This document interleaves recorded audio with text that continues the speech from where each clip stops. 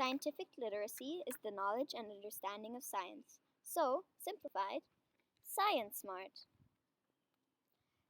To understand science, you need to ask and answer scientific questions, understand experiments, explain anything, and predict natural phenomena. An example of a person being illiterate could be if there is an article that says that the earth is flat and he reads it but thinks that it is true. If he was scientific literate, he would have seen the manipulation of data and could have proven it wrong. Scientific literacy is important because if there was no scientific literacy, everyone would think something bizarre like smoking is good for you or stuff. And you would not understand science or predict what could happen in experiments. This could be bad for your body and for the environment. Evolution can have many meanings. One could be biological evolution and another evolution of music. For example, first medieval, Renaissance, Baroque, classical, and then romantic. Biological evolution is when plants, animals, or humans change over time. The changes can be bigger or smaller. They are made to adapt the environment. If a change helps a species survive, then it will be passed on to other generations. If this goes on, it will form a bigger population. These changes are mutations. For a living thing to have a mutation, a gene needs to be changed. Your genes are made up of your dad's and your mom's. An example to explain natural selection is the giraffe. The giraffe's neck got longer over time, so it could reach the leaves on the big trees. The giraffes with shorter necks had a shorter life because they didn't get as much food and didn't have as many children, so they died out.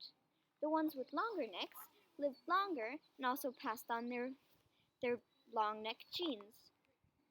This is natural selection. Evolutionary tree shows the relationships between different species. Scientists have not found the remains of all the common ancestors yet, so they can't be sure of any of the exact tree. On the evolutionary tree, the closer a species is to another, the similar their genes are. Where two lines meet, there was a common ancestor. Many new species were developed through years and years of little mutations.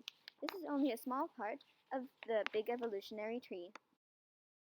An example of the proofs the theory of evolution could be the peppered moths. Sometime in England, there were dark-colored peppered moths and light-colored peppered moths. The light ones could hide in the trees and were not seen. The dark ones were eaten by the birds. At that time, England had an industrial revolution. Many new factories were opened, and the smoke of these factories covered the trees. Now, the dark-colored peppered moths could hide in the trees because they were dark too. The light-colored peppered moths were seen, and that's why eaten by the birds. This example shows that humans can influence nature a lot, and that animals can change. There are many different pieces of evidence to prove evolution. The first and main one is fossil record. The fossils and skeletons that scientists have found underground can show us many things. We can compare the fossils with animals that still live today. For example, the whale's ancestors. Their blowholes started out at the front of their face, and over time it mutated to their back, and to where the whales have their blowholes now. These blowholes evolved because it was easier to breathe if it was on their back. Fossils can show us what time they lived, from how deep they were found, and how destroyed they are. Another piece of evidence to prove that organisms can evolve is artificial selection. This means breeding and how we still breed dogs to make new species. And we have to remember that once the cutest dogs were aggressive wolves. The last piece of evidence I'm going to talk about is comparing different species that still live, like Charles Darwin did it with the finches.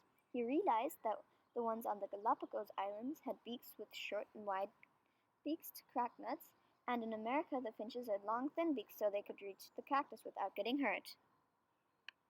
There are many misconceptions in biological evolution. For example, that animals can try to adapt. Animals can't just say, I want to adapt, and then can change. There are random mutations that are sometimes good and sometimes bad. If these mutations are good, then they will be passed on to the next generation by mating. This also means that some species die out because a mutation hasn't made them survive yet. For example, the dinosaurs. Another misconception that is often confused is that humans evolved from monkeys. This would mean that a monkey had a few mutations and then became a human. That is wrong. Human does not evolve from monkeys. But they had a common ancestor with monkeys. I hope you enjoyed this and learned a lot about evolution.